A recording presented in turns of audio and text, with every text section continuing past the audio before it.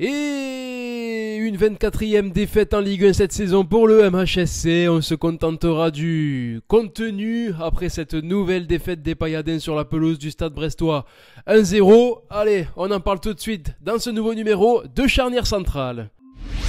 Charnière Centrale, le podcast 100% MHSC. Salut à toutes et à tous, ravi de vous retrouver ce mardi pour un nouveau podcast Charnière Centrale, le podcast 100% MHSC en partenariat avec MHSC On Air et BAF Media. J'espère que vous allez bien, malgré la nouvelle défaite et la 24e défaite du MHSC cette saison en Ligue 1 face à Brest. On va en parler d'ici quelques minutes avec mes deux compères présents aujourd'hui, tout du moins mon premier compère, celui qui est là chaque semaine, c'est Kevin. Salut Kevin, comment vas-tu ? Salut Fabien, salut Lauriane, salut à tous les auditeurs de MHSC On Air et de BAF Media. Ça va bien, comme un mardi, tranquille, hein, avec une défaite encore ce week-end. Mais bon, comme on dit dans chaque émission et tous les week-ends, on est habitué, on fait avec, et voilà, tranquille. Hein. Il reste 2 matchs pour que ce calvaire se finisse.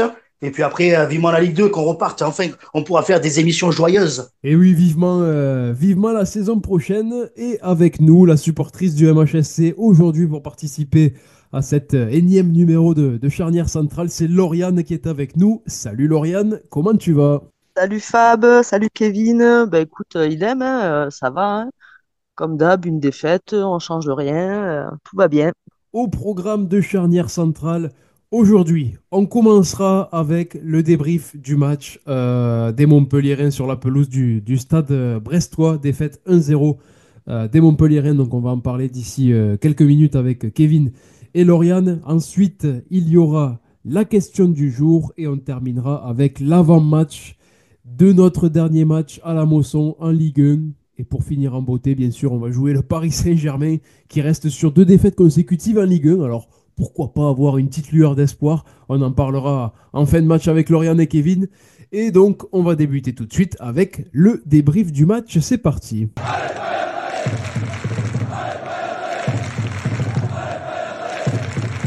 Alors, d'habitude, on commence l'émission par l'humeur du jour en chanson. On avait l'habitude de faire ça avec Kevin et nos différents supporters du MHSC qui passent dans notre podcast Charnière Centrale.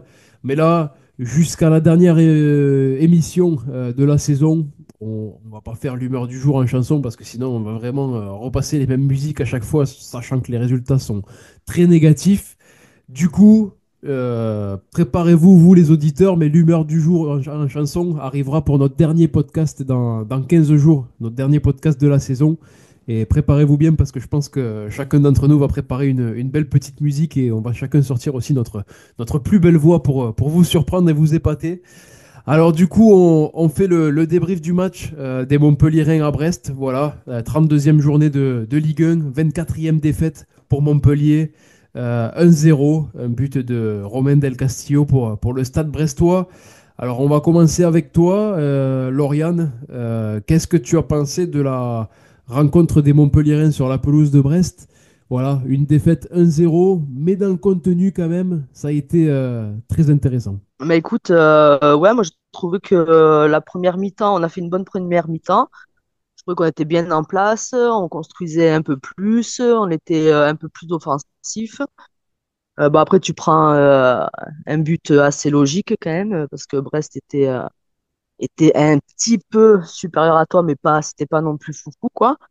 Mais non, non, j'ai trouvé qu'on s'en sortait mieux que les autres matchs. On était beaucoup moins dégueux. C'était beaucoup plus intéressant à regarder que les matchs précédents, quoi.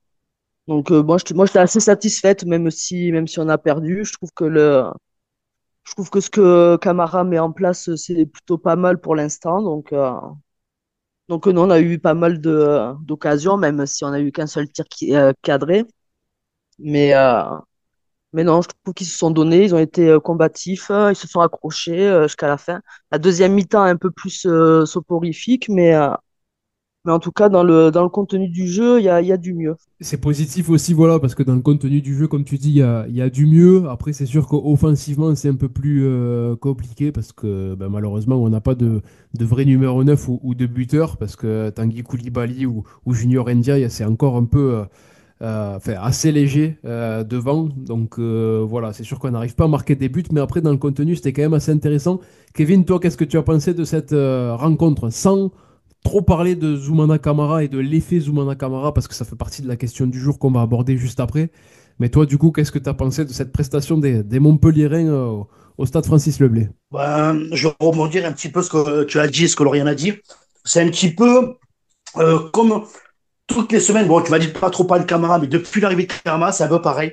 Voilà, on ne juge pas de jouer, on ne juge pas le résultat, pardon. On regarde le contenu. Le contenu, c'est un petit peu pareil. Voilà, on a la possession, on a des actions, on a une équipe un peu plus soudée, regroupée défensivement, défensivement. Bon, comme tu dis, ben, il nous manque un vrai buteur. De toute façon, on en revient à ce qu'on a dit, même au début de saison, on était mal, où il y avait encore Adams et après Delors, pour moi, c'était pas des buteurs. Donc, je pense que déjà au début de saison, le casting a été mauvais, tu aurais eu un bon buteur.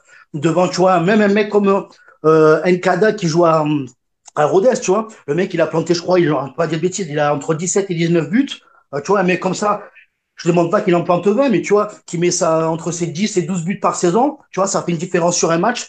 Et sur un match celui de ce week-end, eh ben, tu vois, tu aurais mis un mec comme ça devant, il aurait pu te mettre, on aurait fait un petit match nul, voire peut-être prendre le devant, parce que bon, voilà, après, comme tu disais, Koulibaly et Ndiaye, c'est faible devant, même si sans trop jeter la pierre à Ndiaye, parce que il n'est pas habitué à être titulaire tout le temps et tout, donc il faut lui laisser un petit peu de temps, parce qu'il est jeune. Mais après, niveau défensif, milieu de terrain, on a trouvé une cohésion d'équipe, on avait trouvé ben, que tout le monde apporte, que ce soit défensivement ou même offensivement, les latéraux, et ben, ils montent un peu plus, ils montent plus, on se crée des situations. Après, bon, voilà, Brest a marqué, et Brest, on le connaît, même si c'était une équipe de Brest qui avait plus rien à jouer parce qu'ils sont éliminés et de toutes les compétitions européennes, ils pourront plus accrocher quelque chose cette saison. Donc, c'est donc peut-être que jouer un peu pour dire, bon, ben voilà, c'est fini, on joue tranquille. En plus, c'est Montpellier. Donc, tu vois qu'ils n'ont pas poussé, tu vois. Et ils ont marqué, ben, contre une équipe comme nous, c'est plus facile. Après, tu mets une autre équipe, ce sera peut-être plus dur pour eux, mais contre nous, voilà, c'est tranquille. Tu sais qu'en deux, trois tours mouvements, tu passes la défense, et puis voilà, quoi. Après, qu'est-ce que je te dise, le contenu est bon, mais à la fin du compte, ça fait quand même le résultat, comme tous les week-ends, tu prends une défaite, même si tu joues bien, quoi. J'ai envie de parler aussi rapidement de Khalil Fayad, qui est titulaire ces derniers temps depuis la mise à l'écart un peu de TJ Savanier. D'ailleurs, une place de titulaire amplement méritée pour le jeune Fayad qui toque à la porte de cette place de titulaire depuis plusieurs mois, même plusieurs années maintenant. Et on lui avait jamais trop laissé la chance, que ce soit Olivier Dalloglio ou Michel Derzakarian dans le passé. Et je trouve qu'il se libère et il fait quand même de bons matchs aussi. Lauriane, toi, qu'est-ce que tu as à dire sur les derniers matchs et sur ce que montre Khalil Fayad depuis qu'il est mis titulaire au sein de cette équipe? Non, ouais, Fayad, je trouve qu'il prend beaucoup de volume dans le jeu, qui commence à trouver sa place et il veut la garder, il veut la conserver. En plus, il a une très bonne mentalité sur le terrain. Tu vois que le mec, il s'accroche, il court. Non, ouais, je trouve qu'il est très bien, Fayad. Franchement, il m'a plu sur ce match aussi. Non, toujours présent, le mec, il y va, quoi. Je mets la lumière sur Khalil Fayad, mais c'est vrai qu'il y a aussi Luca Mincarelli aussi qui a fait un bon match aujourd'hui et ces derniers temps aussi, c'est quand même assez positif sur son. Enfin, c'est même pas sur le côté gauche parce que c'est Théo Saint-Luc sur latéral gauche et du coup, il joue en défense centrale côté gauche dans la charnière centrale à 3. Si vous avez fait gaffe au jeu de mots par rapport au podcast. Et il y a aussi Mwanga en défense centrale également. Kevin, toi, qu'est-ce que tu penses de ces jeunes-là, de Khalil Fayad, Mwanga, Minkarelli, les mecs formés du club qui commencent à se libérer et à montrer aussi qu'ils peuvent avoir leur place pour la saison prochaine en Ligue 2? Mais c'est extraordinaire. Moi, franchement, sur ces mecs-là, franchement, tu aurais mis des mecs comme ça titulaires depuis le début de saison, tu aurais évité plein de matchs mauvais, quoi. C'est pour moi, comme on disait, c'est des mecs qui sortent dans cette saison de fiasco, qui sortent du lot. Fayad, pour moi, c'est un mec que tu aurais dû mettre titulaire dès le départ. Franchement, au milieu de terrain, pour moi, c'est lui et Nzigula, qui les deux ont fait une saison extraordinaire, même s'il y a eu des blessures. Mais comme Nzigula, le mec, on se rappelle, il est juste prêté par Strasbourg. Le mec, il s'est plus donné sur le terrain et en dehors avec les supporters et tout que certains cadres qui sont là, quoi. Il était plus concerné alors que c'est même pas son équipe. Le mec, il peut se dire, ah ben, qu'on soit en Ligue 1, en Ligue 2, je m'en fiche. Moi, je vais retourner à Strasbourg et puis tranquille. Non, non. Le mec, il s'est donné sur tous les matchs où il a joué, il s'est donné à fond. Et moi, je dis la paire Fayad, Nzigula, franchement, c'est très fort. Et comme tu dis, Emin Karili, encore, c'est pas son poste parce que avant qu'il ait une grosse blessure, il a fait quelques matchs et tout ça. Franchement, en défenseur gauche, c'est extraordinaire. Et mon gars, à la place qu'à l'époque, Gassé nous sortait les Kiki Kouyaté il vaut pas une cahuète, hein, ben moi, je l'aurais mis lui depuis un moment, sans déconner. Moi, je pense que tu pars sur une ossature, Binkarelli, Béchir et Mwanga. Après, à droite, il y a personne qui m'intéresse. Mais voilà, tu mets cette ossature défensive. Ah, ça peut être très fort, hein. Bien sûr, après, il faut voir sur plusieurs matchs. Là, ça fait que quelques matchs qui jouent tous ensemble, mais sur une saison, faut voir si ça peut tenir. Mais c'est très fort. Et puis j'espère de tout mon cœur que ces garçons-là, ils auront quoi dire la mentalité pour rester, on va dire en Ligue 2. Est-ce que nous aussi de notre côté, Laurent, Nicolas et le club auront le financement pour pouvoir les garder? Parce que je pense pas que ce soit des salaires mirobolants comme Kazri, Savanier, Delors, tu vois, ou Ferry.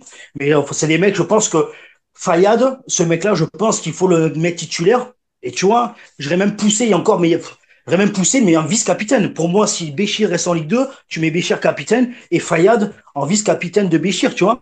Quand Béchir est pas là, tu mets Fayad ou vice-versa, tu vois. Mais ce mec-là, voilà, je pense que ça peut être la sentinelle qui manque. Et je peux même penser que tu puisses le monter un peu d'un cran et le mettre à un MOC parce que ce petit, il a du ballon quand même, tu le vois. Ça fait des années qu'il joue quand même pour nous. Il a du ballon, même si des fois il est un peu irrégulier. Mais ça, c'est normal, c'est au niveau de sa jeunesse. Mais il a quand même dû toucher, tu vois. Je pense qu'il a beaucoup joué avec des Savanier Chotard, même si cette année c'était mauvais. Mais je pense qu'il y a d'autres saisons, ils ont pu lui apporter beaucoup. Donc franchement, j'espère le voir en Ligue 2, quoi. Après, malheureusement, pour Béchir en Ligue 2, je pense que ça sera compliqué de le garder, même si ça serait très positif pour nous.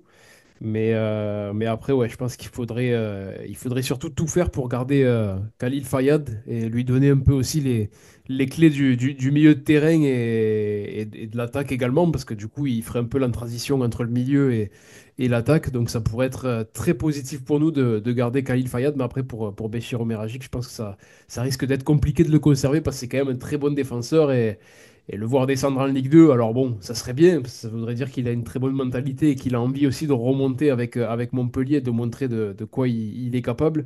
Mais s'il y a des offres sur la table, même peut-être pour le club, ce sera que bénéfique de le vendre sur le point de vue financier. Mais après, voilà, concernant les recrues, les départs et tout ça, on en parlera dans un des prochains podcasts Charnière Centrale qui sera consacré qu'à ça et qu'à la saison prochaine en Ligue 2. On va passer tout de suite à la question du jour. C'est parti. Le podcast Charnière Centrale, ça continue. Alors, la question du jour.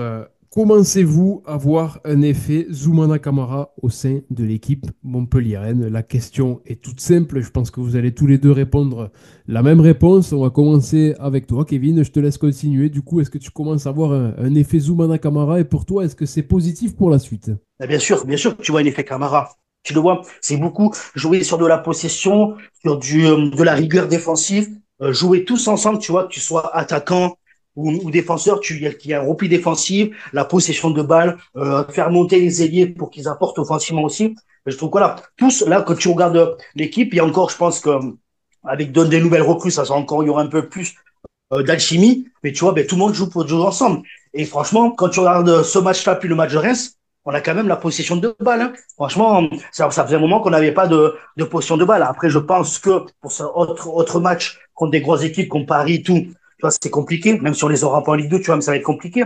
Mais sur les faits Camara, oui, bien sûr, tu le vois franchement, et tu le vois que les joueurs ont envie que je pense que son discours et son schéma tactique pendant l'entraînement, ça a fait beaucoup et ça a été adopté par les joueurs. Donc voilà, vivement l'année prochaine, comme on a dit, pour voir ce que ça va donner. Et je pense que ça peut être quelque chose de beau. Lauriane, toi, est-ce que tu le vois, cet effet Zoumana Camara? Oui, je pense qu'il y a un bon effet Zoumana Camara. Après, c'est les effets de changement aussi, quoi. Camara, il est jeune et je pense qu'il a un discours percutant face aux joueurs qui comprennent peut-être mieux qu'un Gasset qui a 80 ans passés ou Derzac qui était aussi quand même de la vieille école. Je pense que là, Zoumana, il apporte un nouveau souffle, de la jeunesse. Donc je pense qu'il fait son gros effet même. pense que t'as plus les joueurs doivent plus communiquer entre eux sur le terrain. Tu vois qu'il y a de la cohérence dans le jeu, il y a plus de construction. Après, même si tu as encore du déchet dans le jeu, enfin, voilà, ça sera toujours présent pour toutes les équipes. Mais tu vois que Camara, oui, il porte son groupe pour en faire l'année prochaine un groupe de conquérants, quoi. Alors, Lauriane, Jean-Louis Gasset, il a 71 ans, hein. Tu as dit 80 Oui, ans non, de mais plus. tu m'as compris. Non, mais voilà, tu m'as compris. Le Ben, pauvre. c'est la vieille école, toi. C'est- Camara, c'est une autre génération, donc il a sa vision à lui. C'est pas pareil, quoi. Il sera peut-être plus entendu qu'un Gasset qui maintenant, voilà. Pour terminer ce nouveau numéro de Charnière Centrale, on va passer à l'avant-match de la prochaine rencontre des Montpellierins qui s'annonce, comment dire, et, compliqué, quoi.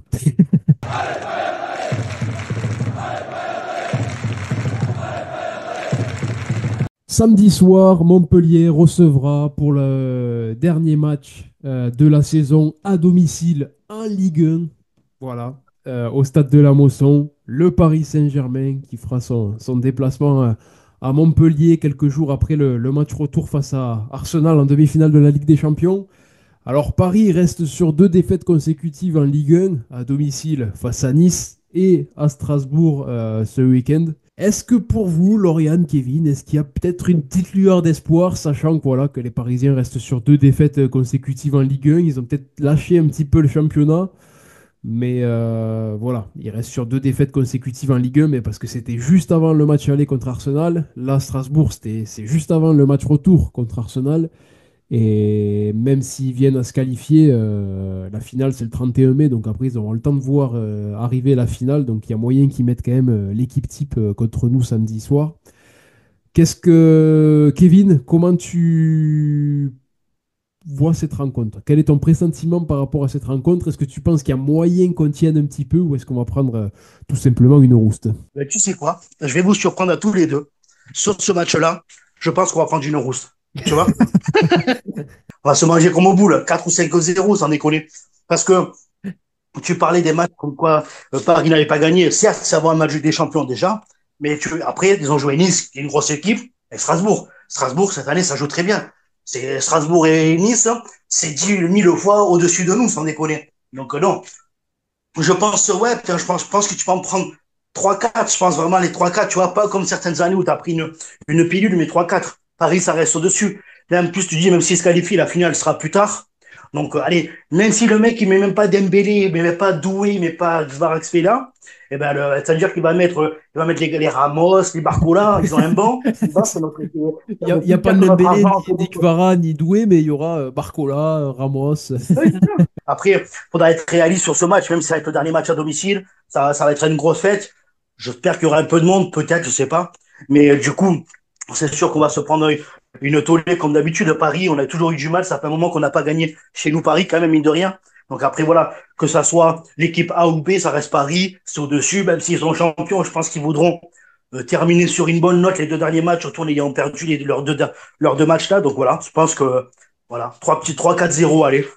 Je pense aussi, je suis un peu du même avis que toi, Kevin. Je pensais que tu allais nous sortir une dinguerie et que tu allais pour une fois être positif et nous dire ah ouais, je vois bien peut-être un Non, petit franchement, le match seul truc nul. qui aurait pu faire manque, on aurait pu espérer quelque chose, c'est que si la Ligue des Champions aurait été 1 ou 2 semaines après, tu vois. Mais comme c'est un peu plus tard, je pense Ah que oui, non, tu vois. Je pense, si donc on c'est jouait mort. Si samedi j'aurais été une ou contre deux semaines Paris et que après, Paris jouait Arsenal le mercredi d'après, ça aurait pu, à la limite, voilà, ils auraient fait tourner, on aurait pu peut-être avoir un petit espoir, comme là contre voilà, Strasbourg et comme Nice a eu comme le match qu'ils ont l'occasion fait aussi contre de le faire. Strasbourg. Mais là, non, ils ne feront pas tourner, c'est sûr que non. Lauriane, Bah écoute, moi je sens qu'on va se faire éteindre assez rapidement. Mais bon, voilà, c'est comme tu dis, c'est Paris qui nous mettent même la réserve en face. À mon avis, on en prendra pas mal. En plus, tu seras dans un stade pro-parisien, ça c'est sûr, de toute façon. Donc on va se faire bouffer au niveau de ça aussi. Donc ça va pas du tout être agréable d'être au stade samedi, mais bon. Bon, moi je vais y aller parce que c'est la dernière de Sersou et que j'ai vraiment envie de lui faire un au revoir. J'espère qu'il y aura un truc de préparé pour lui d'ailleurs. Mais non, non, après, il n'y a pas d'espoir à avoir contre Paris, tout simplement. Tu perdras avec sans honneur, c'est comme ça. Et oui, ça va être un match compliqué. Et comme tu l'as dit, ouais, j'espère qu'il y aura un petit hommage à Philippe Sers. D'ailleurs, pour vous, les auditeurs qui écoutez le podcast Charnière Centrale, n'hésitez pas à écouter aussi le mini podcast dans le club que j'ai eu la chance de réaliser aux côtés de Philippe Sers, qui nous donne de nombreuses anecdotes avec Loulou Nicolin qui nous manque tant. Donc n'hésitez pas à aller faire un petit tour sur les réseaux sociaux de MHSC On Air et de BAF Media pour écouter les différentes anecdotes de Sersou au micro du mini-podcast dans le club. Kevin, merci beaucoup d'avoir été présent pour ce nouveau numéro de Charnière Centrale, comme à ton habitude, toujours présent, toujours debout, toujours fidèle. Merci beaucoup Kevin d'être avec nous à chaque fois. Il n'a pas réactivé le micro, Kevin. Ah, J'avais pas vu penser que d'avoir appuyé, excusez-moi. Non, oui, ben merci. Merci à toi, Fabien. Merci encore. Merci aux auditeurs. Et oui, hein, on reste debout. Hein, même en Ligue 2, on restera debout. Hein. Et Lauriane, merci beaucoup pour ta participation aujourd'hui dans ce podcast Charnière Centrale. ben merci à toi, merci à Kevin et à les Payades, hein, malgré tout. Hein. On sera là toujours là. Payade un jour, Payade toujours. Exactement, on lâchera jamais, que ce soit en Ligue 1, en Ligue 2, en National, en Régional, bon, en DH, mais bon, on va pas aller jusque-là quand même. Parce que là, sinon, Abuse pas. je pense qu'il y a de quoi être dépressif dans la foulée. Et merci, comme je le dis d'habitude, et c'est tout à fait normal, merci à tous les auditeurs qui nous écoutent chaque semaine, chaque mardi, sur ce podcast Charnière Centrale. J'espère que le contenu vous plaît. Il reste plus que quelques émissions, très peu d'émissions avant la fin de la saison. Mais voilà, on sera bien de retour aussi la saison prochaine en grande forme et encore plus compétitif et avec encore plus l'envie de vous surprendre comme notre équipe du MHSC, je l'espère. Alors merci à vous tous les auditeurs de nous suivre chaque mardi sur les réseaux sociaux de MHSC On Air et de BAF Media dans ce podcast Charnière Centrale. Et on se retrouve mardi prochain après la tollée qu'on aura pris face au Paris Saint-Germain. Je vous souhaite une belle semaine et on se retrouve mardi prochain pour un nouveau podcast Charnière Centrale. Allez la paillade, ciao ciao. Le podcast Charnière Centrale est déjà terminé, Oh non, oh non, oh non! mais il revient la semaine prochaine.